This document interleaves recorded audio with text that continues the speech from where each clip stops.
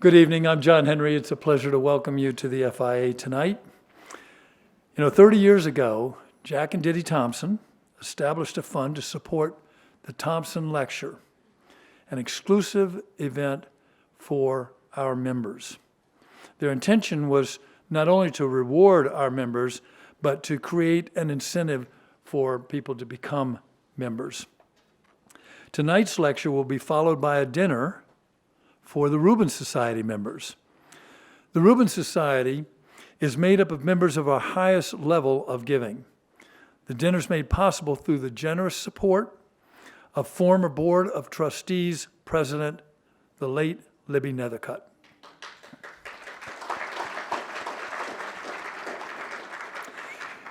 If you're not a member of the Rubens Society but would like to be one, please ask for a membership form later on this evening at the desk, or you can call me. Sure, I'll set you up. As always, I'd like to thank the Charles Stewart Mott Foundation, whose continued support has enabled the FIA to provide so many memorable exhibitions, programs, and events. Now, I do have a surprise for you. So, there's been an unexpected change in tonight's speaker. Because of his recent work in the Sudan and the U.S. travel restrictions, Dr. Chris Naughton was not able to enter the country to present tonight's talk on Tutankhamun. But fortunately, however, art historian John Klein was available and has agreed to present Picasso's Guernica for the moment, for all time. John Klein received his undergraduate degree from Yale, his master's from the Courtauld Institute of Art at the University of London, and his PhD from Columbia University in New York City. He is the professor of modern and contemporary art in the Department of Art History and Archaeology at Washington University in St. Louis. In addition to his published work on a variety of topics in modern and contemporary art, Professor Klein is an internationally known specialist on the work of French painter Henri Matisse. Perhaps there's another lecture for him to return and give to us. When we contacted Dr. Klein about speaking tonight, he mentioned that he was familiar with our Guernica by Matisse's great-granddaughter, Sophie Matisse, which, of course, you know is in the lobby. And that's led to tonight's custom-made lecture. Ladies and gentlemen, warm welcome, please, for Dr. Klein.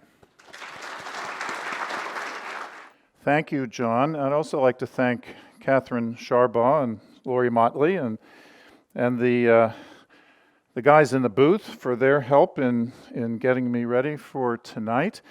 I can imagine your disappointment. I heard the moan. I can do something about this. Now let's see, get my text straight here. I can do something about this. I can make a link, a bridge between Tut and Picasso. Wait for it. It's not in this slide. It's in this slide. So, the French painter Henri Rousseau, known as the douanier, the customs collector, on the occasion of a banquet given in his honor in Picasso's studio, he took Picasso aside at one point and said, Picasso, you and I are the most important painters of the age. I in the modern style, and you in the Egyptian. And here are examples. Well, you'll see this later again, Picasso's Demoiselle d'Avignon and a painting by Rousseau, and that's a self-portrait of Rousseau on the left, and then a photograph of Picasso below. So there is your link, and I'm very glad to see, at least I didn't detect anybody leave once John Henry pulled the surprise. So that's good news. And later, tonight, I'll have something to say about your Guernica, your painting by Sophie Matisse, which I saw for the first time today. I've known it well in reproduction for a long time. But she only knew Picasso's Guernica painting in reproduction, so that's perfectly appropriate. I'm very happy now to have seen it in person. But what I would like to do first, and here is Picasso's painting. An old friend of mine, John Walsh, the former director of the Getty Museum in Los Angeles, sometimes in a lecture he asks audiences to take a minute in silence just to look at something on the screen. I figure you can do this in 45 seconds. So that's what I'm going to give you, just to have a look and absorb what you are seeing in Picasso's painting.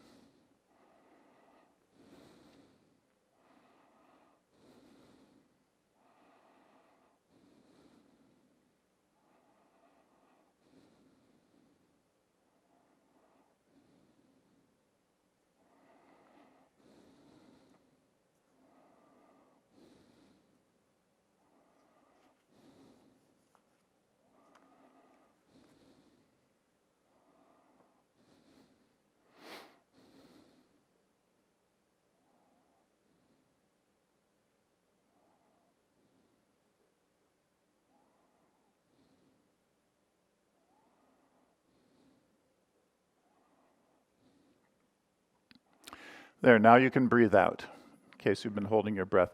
So while you've been looking at the painting, I hope you've noticed the various figures in it. At the left, a woman screaming, crying, holding a presumably dead baby, a bull, a bird, a fallen soldier at the bottom with a broken lance, a horse writhing in agony because it's deeply wounded, a light bulb kind of sun thing at the top center, a woman staggering across in the foreground, another woman leaning out a window holding a lantern, and a fourth woman at the right screaming, flames all around. It's a combination of inside and outside, and it is the Picasso's response to a specific event. The bombing by the German Luftwaffe, the German Air Force, at the behest of Spain's dictator, Francisco Franco, the bombing of the city of Guernica, a largely civilian target, and it sustained largely civilian casualties, and the city was very largely destroyed. Picasso and others in Paris learned about what had happened in Guernica only 2 days later from the newspaper. And this is one of the newspapers that Picasso read regularly, L'Humanité. And so he got this newspaper account, and he then set out to make, oh, here's a view of the city of Guernica, very, very badly damaged. And the painting Guernica was Picasso's response to the bombing of a city in his native Spain, because he was Spanish, though resident in Paris for decades. And it was very much the largest painting he had ever made. But he had always been a highly ambitious artist. And I'm just going to give you like 4 slides to bring you up to the 1930s. This is his painting, you saw it a minute earlier, the Demoiselles d'Avignon, which means the young women, actually the prostitutes, of Calle d'Avignon, Avignon Street, a red light district in Barcelona. And this aggressive painting of women turning toward the viewer was one of the things that prompted Rousseau to say, you are a modern artist in the Egyptian style. And it's figures such as this figure here that Rousseau had in mind. By 1910, 11, 12, Picasso was completely upsetting the tradition of realistic representation in paintings and collages and drawings. These are the Cubist works of both of these from 1912. These were the kinds of artworks by Picasso that revolutionized early 20th century art. We moved now to the 1930s when he was really obsessed, I would say, with the theme of the bullfight, which is quintessentially Spanish. He made many paintings and drawings of bullfights. He loved to go to bullfights at the time. And the bullfight as a Spanish theme was important to Picasso in the 1930s. The bull, however, had another role as well, which was allegorical. That is, it was part of another kind of story, a story of light and dark, a story of good and evil. as in this print with a girl holding aloft a light, a man ascending a ladder, and then the figure of the bull here threatening everything. So the bull itself transcended the context of the bull fight. Also, Picasso was involved in much personal drama in the 1930s with conflicting relationships with different women. And very common in his work, in addition to bullfighting, are weeping women in this time. Then also the contemporary politics in Spain, the ascent, well, it's not really the ascent, the coup of General Franco over the Spanish Republican government. And this is, what you see here is a series of cartoon-like etchings that Picasso made called The Dream and Lie of Franco. It's based in the theme of Don Quixote, the sort of hapless warrior who can't really do anything. But Picasso was making fun of Guernica from a distance, from a safe distance in Paris. So he's engaged in bullfight, weeping women, contemporary politics in Spain, all of this at the same time in the mid-1930s. And then in the spring of 1937, he received an important commission to create an artwork for the Spanish Republican Pavilion at the 1937 Universal Exhibition in Paris, one of these very important universal exhibitions, sometimes called World's Fairs. Many of them were held in Paris, and the 37 exhibition in Paris was one of the most momentous of these. And the bombing of Guernica, the city of Guernica in Spain, drew these themes together for him. It was like a trigger that allowed him to combine the various themes that he'd already been working on, and this brought him to the subject for a mural painting. Recall that he read the news on April 28th. The bombing itself was on April 26th, and he read about it, as everybody in Paris did, on April 28th. Communication used to be slower, as I'm sure some of you remember, not from the 30s necessarily, but we remember slower communication, and he immediately set to work. 2 days later, May 1st, he began with this drawing, which shows some of the figures that you will ultimately see in the painting. And then later that day, another drawing, maybe his sixth of the day. He was working at speed now in early May. Here is the bull, the wounded horse, fallen warrior, woman stretching out the window with a lantern. A few days later, a broader composition, but with a slight alteration in the kinds of figures. Here now is a woman holding probably a dead child, the warrior, the horse, the bull, maybe the woman leaning out the window, and so forth. He's playing with the motifs. He's trying to figure out what his composition is going to be for this very large painting. As you saw, about 11 feet by about 25.5 feet, a really stupendously large painting. Here is the next day, May 9th. Things are coming together. And then he starts to work on the full-scale canvas. He has a canvas stretched to very large dimensions, and this is his first sketch on this full-size canvas, 11 by 25.5 or so. Here is, this is the moment to signal the importance of Dora Maar, who was an artist and a photographer who had come from Hungary and was at the time Picasso's girlfriend. And she was a substantial creative figure in her own right. She made these marvelous and disquieting surrealist photo montages in the 1930s. Here's Picasso's portrait of her, one of many portraits he did of her, one of the few in which she's not weeping, in fact. Yeah, you know, he was not a nice man in many ways, but artists are sometimes not nice. Here, again, is the first state of work on the painting. And now you can see very easily that the main elements of the composition are all or nearly all here. He's worked it out on a smaller scale in many drawings. I only showed you the tip of the iceberg, really. He made dozens and dozens of drawings in early May. Here's the second state of the painting. Now he's beginning to fill in. These are black and white photographs.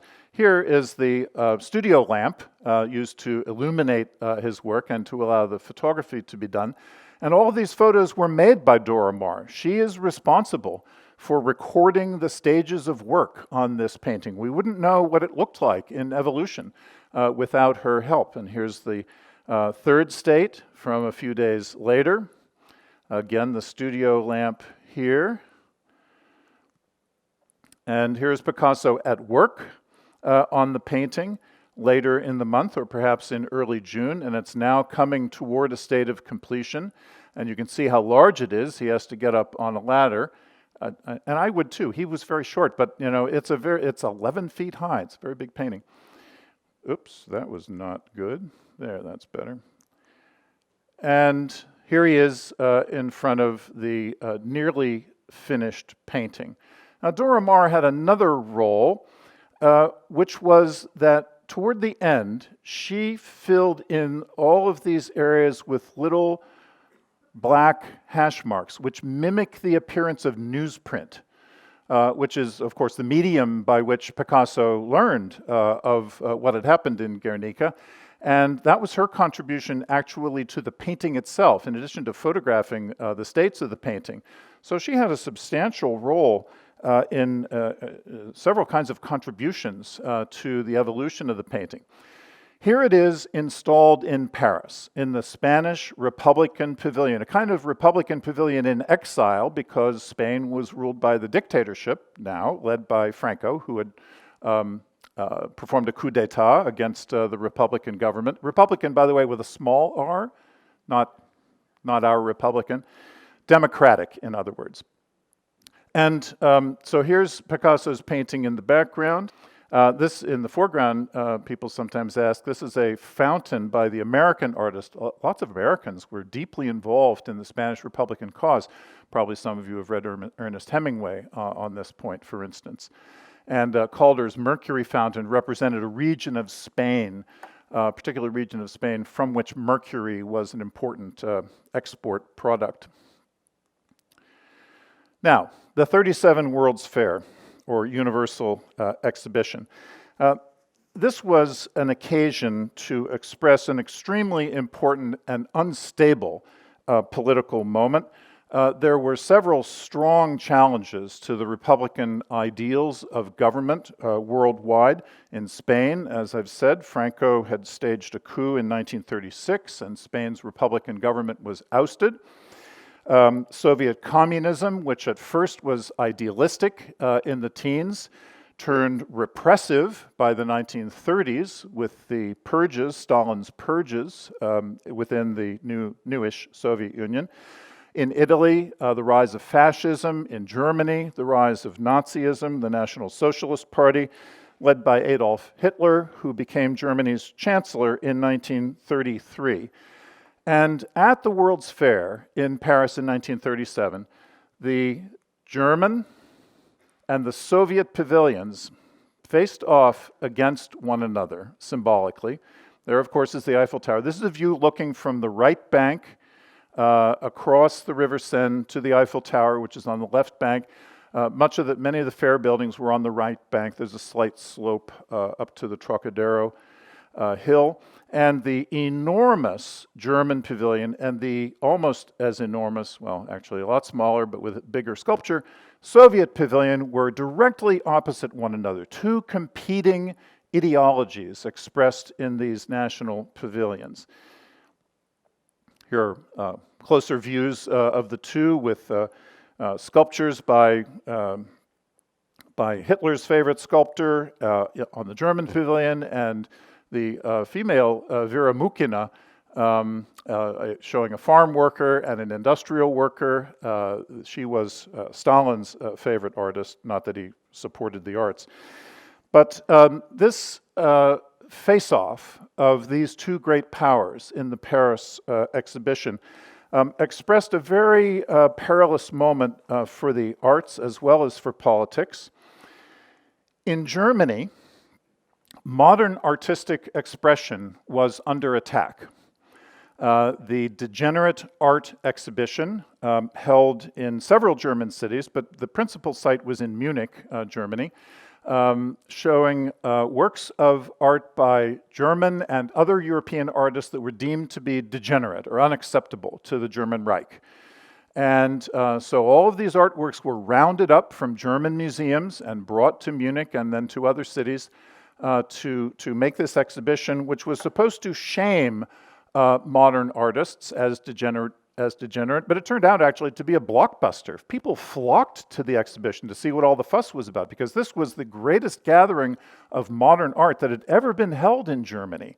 And a lot of people, I think that a majority of people probably went there to see the great artworks by German artists from earlier in the century, and French artists, and Italian artists, and artists from many other places.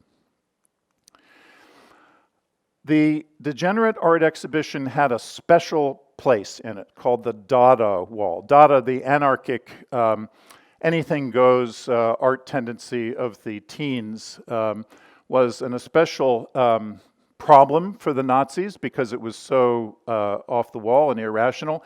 And the Dada gallery at the Degenerate Art exhibition had its own special way of being exhibited. And for the visit to the Degenerate Art exhibition by Hitler, the Dada wall was upset in certain ways. So the paintings were turned askew. The thing was made to look even crazier than usual to convey the chaos and the anarchy of the Dada movement. Here is Hitler, by the way. Hitler here. Joseph Goebbels, culture minister here. Other officials. And here is Hitler touring the exhibition of approved art in Germany. The exhibition, the Great German Art Exhibition, held in this magnificent new building designed by Hitler's favorite architect. What I think is worth noting here is how very much like modern museum aesthetics, such as at the Flint Institute of Arts, how much this way of displaying art resembles the way museums look now. And it's not as if this is the source of modern museums' way of hanging paintings with respectful distance between them and lots of space above and so forth, but it is an interesting kind of footnote that that's what museums look like now, this view. So there was bad art and there was good art in Germany. Here's some of the good art. I thought you'd like to see these nudes that Hitler favored. He hung this in his country house. This was his favorite painter. Adolf Ziegler. Much of the best known French, especially French art, was not put in the Degenerate Art exhibition, but was sold in Switzerland for hard currency to support the Reich. And here are views of the storeroom before the auction at the Fischer Gallery in Lucerne, and you can see a number of paintings by Picasso in this view, as well as Matisse here and Van Gogh here and other artists whom we tend to revere today. The Nazis knew what they had in their museums, and they knew that they could get real money for these paintings, so they were sent to auction, and that was true of the paintings of Picasso. That they were exported to Switzerland and sold for hard currency to support the Reich. Now that wouldn't have happened with Picasso's Guernica, and here's why. Too big. It was part of a general tendency to muralism in Europe, and indeed in the United States in the 1930s. You're all familiar with the paintings of Thomas Hart Benton, perhaps, from my state of Missouri.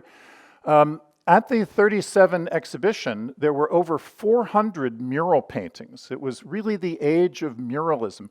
Murals are not as easy to possess, not portable, not easy to own, not easy to transport. And so they represented a kind of anti-capitalist tendency in the art of the 1930s. And not far from here, you have this example of an extraordinary cycle of mural paintings by the Mexican painter Diego Rivera on the theme of industry in Detroit, especially the Ford Motor Company. because this was supported by Edsel Ford. So you have a great example of 30s muralism not very far away. Now, Picasso's painting was of the moment, very much of this moment, 1937, as I hope I've outlined. But also Picasso wanted it to have a kind of universal significance. In an interview, for instance, this is just one example, in an interview after the Second World War in 1945, Picasso was asked if the bull in Guernica, there, represented fascism. And here's what Picasso said: "No, the bull is not fascism, but it is brutality and darkness." He went on to insist on the allegorical character of his painting, and he concluded by saying this: "In the Guernica, there is a deliberate appeal to people, a deliberate sense of propaganda." And this idea of a painting's potential to convey a political message has a very long history. And so now we turn to the past. Guernica is a modern version of the Massacre of the Innocents, the story in the New Testament Gospel of Matthew, book 2, verse 16, chapter 2, verse 16, in which King Herod of Judea ordered the killing of all male children in Bethlehem, age 2 or younger, in order to ensure that he did away with the Christ child. And this became a recurring theme in painting, and it was often connected to contemporary events, to events of the time in which the painter worked, such as, and I'm showing you just 2 examples, both of which Picasso was familiar with. This painting in the Louvre in Paris, literally on the theme of the Massacre of the Innocents by the great French Baroque painter, Nicolas Poussin. And this was at the height of the European 30 Years' War, and so it was definitely connected to contemporary events, even though the artistic language is from an older time, perhaps a biblical time. This is not modern military oppression, for instance. And then from Spain, Goya's 3rd of May, 1808, which shows an episode of reprisal for Spanish Republican resistance to Napoleon's army in the Peninsular Wars. And this was a direct source of inspiration for Picasso, a Spanish painter also showing the slaughter of Republicans by oppressive forces.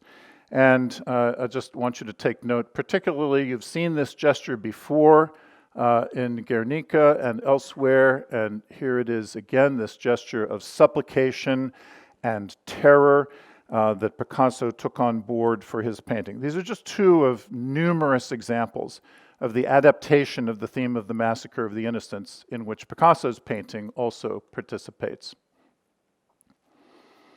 Turning then to the future.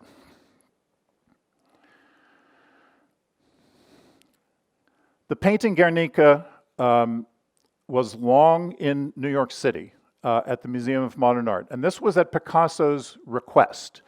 He did not want the painting to return to Europe. He didn't want it to go to Spain. It had never been in Spain. He made it in Paris. And following the Universal Exhibition in 1937, the painting toured Northern European countries, and then it came to the United States. It was in St. Louis in 1940, for instance. And this was Picasso's request. He wanted the painting to remain in exile, effectively, until Republican government in Spain was restored. And that didn't happen until the late 1970s. Franco finally died in 1975. He hung on for a long time. And finally, Picasso got his wish, but only after Picasso himself was dead. Now, in New York, it served a function that was independent of Picasso's wishes, though I think not in conflict with them, because it was an icon of anti-war protest in the US during the Vietnam War. The theme of the fallen soldier appears in this anti-war poster. Other posters were used in a protest in front of Guernica in the Museum of Modern Art in 1970.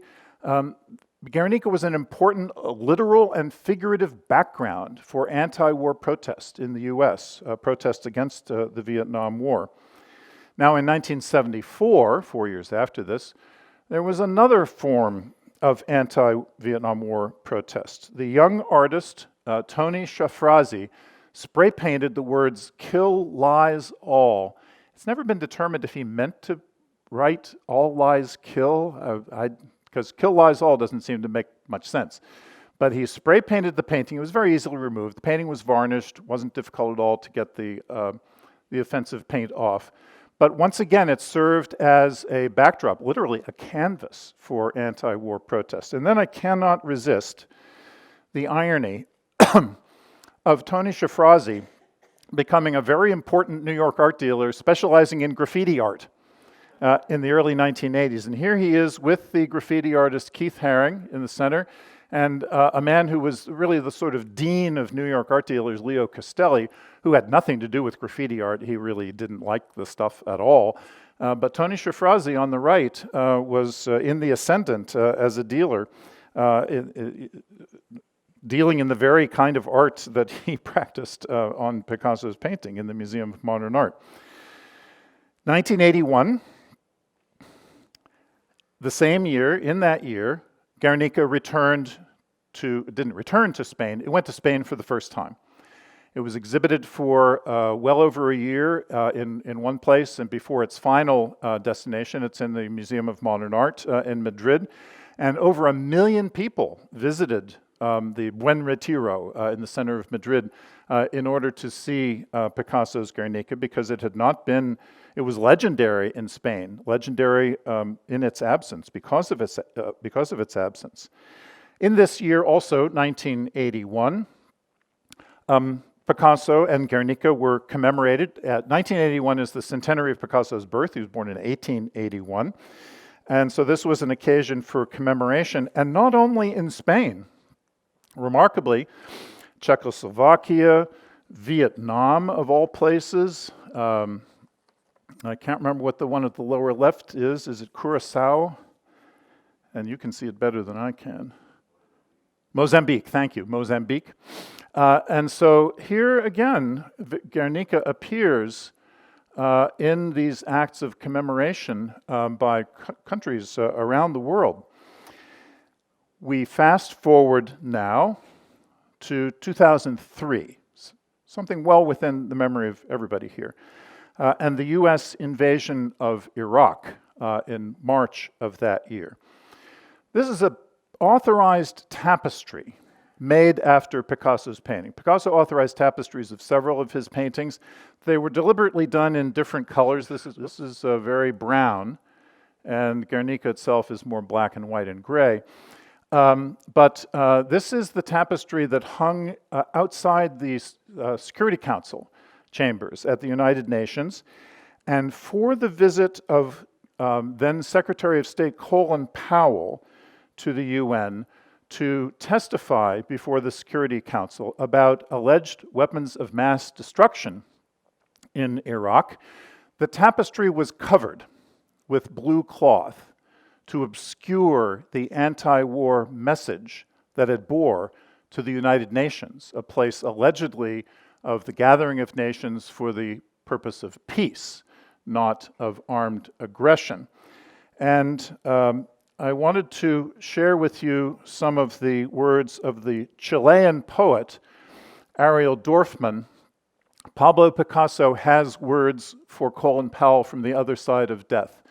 Yes, even here more than anywhere else, we know and watch what is going on, what you are doing with the world we left behind. It has been covered, our Guernica, covered so you could speak there in the United Nations building, so you could speak about Iraq. Why did you not ask that the cover be removed, the picture be revealed? Were you afraid of my art, what I am still saying more than 65 years later, the story still being told, the vision still dangerous, the light bulb still hanging like an eye from the dead, my eye that looks at you from the dead. So she's imagined Picasso chastising Colin Powell, and by extension the United Nations, for covering his painting, for canceling, for suppressing the anti-war message at a moment when the US was proposing to go to war again in the Middle East. Now, not all responses to Picasso's Guernica were deadly serious, the way Ariel Dorfman's poem was. The American artist Red Grooms, always good for a laugh, imagined a mashup of the scenario of the painting with Picasso's studio, with figures in it, including Dora Maar, and Picasso's dog, an Afghan hound, named appropriately Kabul, and a studio stove and a palette and other accoutrements of the studio. So he imagined this combination of studio life with the tragic story of Guernica. And then we come finally to Sophie Matisse. As you've heard, she's still alive, she's about 56, I think. She is the great-granddaughter of the French painter Henri Matisse, and she lived in downtown Manhattan in 2001 on September 11th and saw the first aircraft fly across and crash into one of the World Trade Center towers and witnessed the fall of the towers. And her first response, like Picasso's first response to the bombing of Guernica, was to imagine the chaos. But she did it through the lens of Guernica. So this is one of several large-scale drawings she made of the event, not imagined as the fall of the World Trade Center towers, but with Picasso's figures, the bull, the horse, a screaming woman, and so forth, but with some contemporary elements thrown in for the contemporary context. And at the same time, she undertook a colorized version of Picasso's painting Guernica, which she had seen only in reproductions. She had never seen the actual painting. And it's often said that she redid Guernica in Matisse colors, but I don't think that's the whole story. She did say that doing this painting was like indulging in a forbidden thing. You have Picasso on one hand and Matisse on the other. They had a friendly rivalry during their lives. They recognized each other as, sorry, Henri Rousseau, but they recognized each other as the two greatest artists of the age, Picasso and Matisse, with apologies to Rousseau. But what I want to suggest here is that what Sophie Matisse has actually done is to render Picasso's composition in Picasso colors, typical of his paintings from the 1930s. Guernica is highly atypical of his work in the 1930s. Now, why did she do this? Whether she was repainting it in Matisse colors or Picasso colors, why was she doing this in the first place? Well, she did so at the invitation of her dealer at the time, her dealer in New York, who was going to give her an exhibition. But why did she take on Picasso in this way and take on this icon of 20th century art? And if she is repainting it in Picasso colors, why would she do that? Is it a form of misdirection? Is she trying to throw people off? Is it an acknowledgement that Guernica was unusual in Picasso's painting of the 1930s? Or is she responding to a sense of, what if? What if I did this? What if I reimagined Picasso colorized? She did say at the time, she also said that she wanted to imagine the scene of horror in her own colors. So she may have been trying to navigate a kind of fine line between Picasso and Matisse, trying to find her own artistic identity. It had sort of burdened her that she was the great-granddaughter of the great Henri Matisse, and she wanted to find her own path, and maybe the way to do that was to take on Picasso, was to introduce Picasso into her work and remake it in the way that she wished. And I think there are other possibilities as well, and I invite you to have a good close look at her painting, which you passed by on the way in here when we're through here. And now finally, I just want to say that I have no doubt whatsoever that Picasso's great anti-war painting will continue to inspire artists and perhaps poets as well for a long time to come, because it is allegorical, it is both of the moment, and it is universal. It may be not for all time, perhaps, but for a very, very long time. Thank you.